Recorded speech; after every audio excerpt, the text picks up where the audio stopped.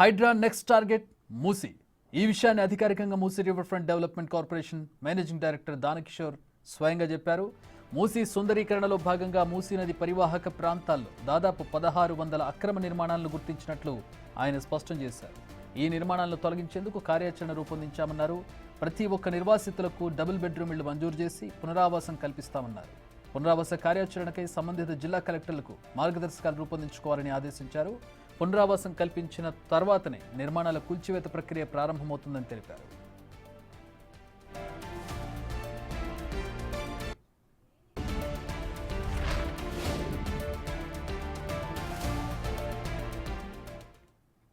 దీనికి సంబంధించి పూర్తి వివరాలు మా ప్రతినిధి డిప్యూటీ బ్యూరో చీఫ్ సాదిక్ మరిన్ని వివరాలు అందిస్తారు. సాదిక్, హైడ్రా ఆల్రెడీ చాలా అగ్రెసివ్గా వెళ్తోంది.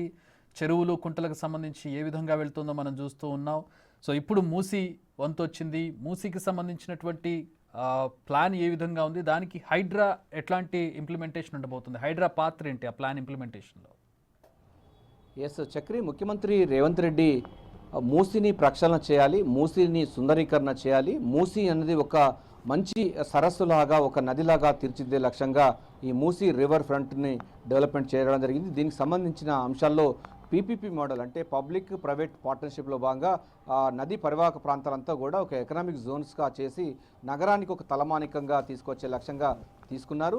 మనకు లండన్లో థేమ్స్ నది ఏ విధంగా ఉంటుందో అదే తరహాలో మనకు హైదరాబాద్లో ఉన్నటువంటి మూసీ నదిని అట్లా ప్రక్షాళన చేయాలి, సుందరీకరణ చేయాలని కూడా భావించడం జరిగింది. గత ప్రభుత్వంలో చాలా మూసీ అన్యక్రాంతం జరిగిన విషయం తెలిసిందే.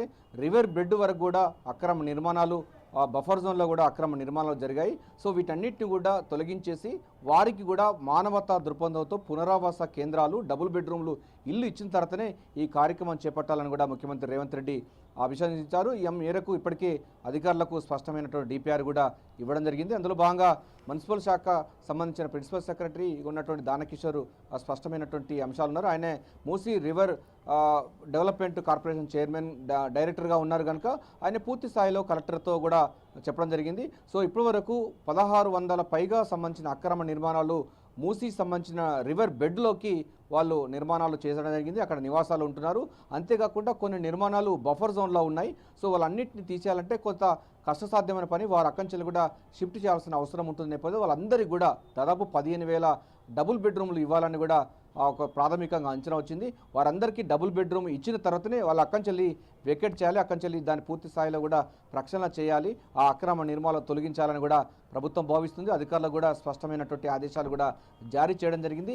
మూసీ రివర్ అన్నది ఒక సుందర రివర్గా తీర్చిదిద్దే లక్ష్యంగా ఈ ప్లాన్ చేస్తూ ఉన్నారు. మీరు చెప్పినట్టుగా హైడ్రా ఆల్రెడీ చెరువుల పునరుద్ధరణ కార్యక్రమాన్ని చేపట్టిన విషయం తెలిసిందే. చెరువులు అన్నీ కూడా మళ్ళీ పూర్వవైభవం తీసుకొచ్చి ఒక అంటే పూర్తి స్థాయిలో కూడా దీన్ని ఒక పర్యావరణానికి సంబంధించినటువంటి విధానాలకు ముందుకెళ్తుంది.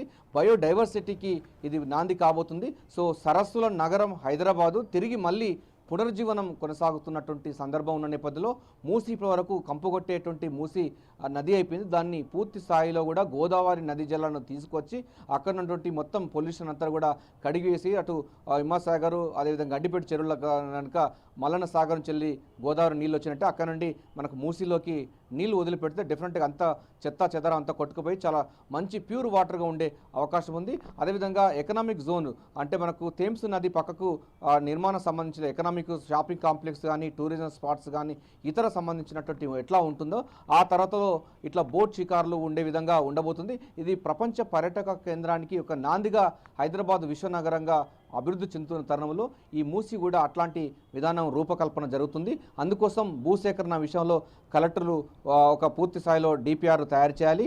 పునరావాస కేంద్రాల నిర్మాణం సంబంధించినటువంటి అంశాలపైన కూడా వేగవంతంగా పనులు చేపట్టాలి. అదేవిధంగా ఎంతమంది నిర్వాసితులు అవుతున్నారో వాళ్ళందరికీ కూడా డబుల్ బెడ్రూమ్ ఇండ్లను నిర్మిస్తాము, ఎక్కడ కూడా అధైర్య పడొద్దని కూడా ఒక భరోసా కూడా ఈ యొక్క మూసీ రివర్ బెడ్లో ఉన్నటువంటి నిర్మాణ సంస్థలకు సంబంధించిన వాళ్ళు కానీ నిర్మాణంలో ఉన్నటువంటి చిన్న చిన్న పేదవాళ్ళు ఉన్నారు, వాళ్ళందరికీ తప్పనిసరిగా షిఫ్ట్ చేయాలి, వారికి డబుల్ బెడ్రూమ్ ఇవ్వాలని కూడా ప్రభుత్వం సంకల్పించింది.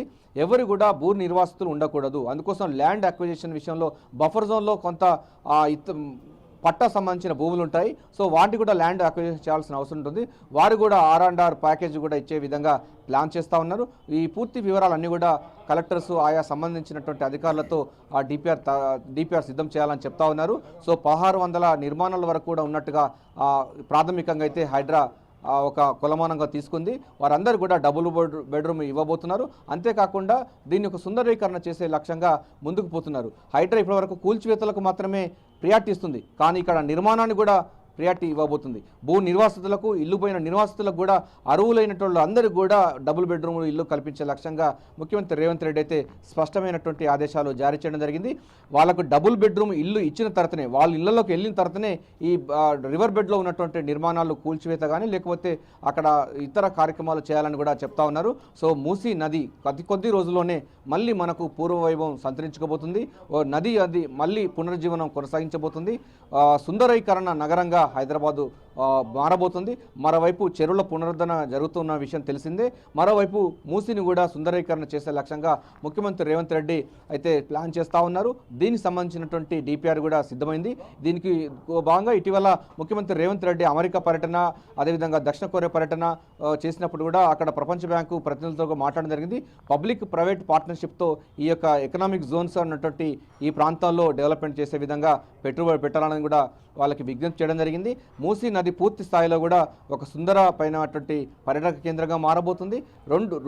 మూసీకి ఇరువైపులా ఉన్నటువంటి ప్రాంతాలు పెద్ద పెద్ద షాపింగ్ కాంప్లెక్స్లు, షిప్పింగ్స్, అంటే పడవలు పోవడానికి ఆహ్లాదకరమైన వాతావరణం, అదేవిధంగా చిన్న చిన్న అంటే భూ నిర్వాసితులకు ఆ ప్రాంతంలో కూడా ఒక చిన్న చిన్న షాపులు పెట్టుకోవడానికి కూడా వీలు కల్పించే అవకాశం కూడా ఈ డిపిఆర్లో ఉండే అవకాశం ఉన్నట్టుగైతే మనకు మున్సిపల్ శాఖ అధికారులు చెప్తున్నారు. సో భూ సంబంధించిన వాళ్ళకి ఇల్లు ఇస్తారు, అదేవిధంగా వాళ్ళ ఉపాధి కోసం ఆ ప్రాంతంలోనే వాళ్ళ షాపులు పెట్టుకోవడానికి, వ్యాపార లావాదేవీలు నడపడానికి ఉపయోగపడుతున్నటువంటి విషయాన్ని కూడా ముఖ్యమంత్రి రేవంత్ రెడ్డి యొక్క మదిలో ఉన్నటువంటి మాట.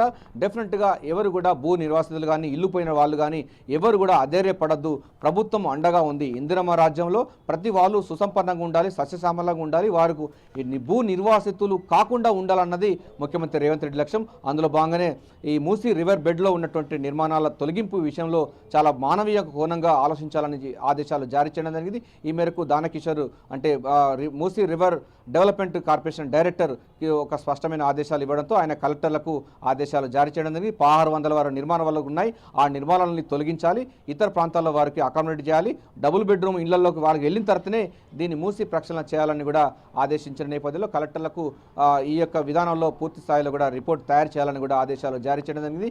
అతి కొద్ది రోజుల్లోనే మనకు సరస్సుల నగరం మళ్ళీ మనకు ఆవిష్కృతం కాబోతుంది. ఒకవైపు హైదరాబాద్లో ఉన్నటువంటి సరస్సులు మళ్ళీ మనకు కళ్ళ ముందుకు సాక్షాత్కరించబోతున్నాయి. అదేవిధంగా మనకు మూసీ కూడా సుందరమైనటువంటి సరస్సుగా అంటే నదిలాగా మనకు కనిపించబోతుంది.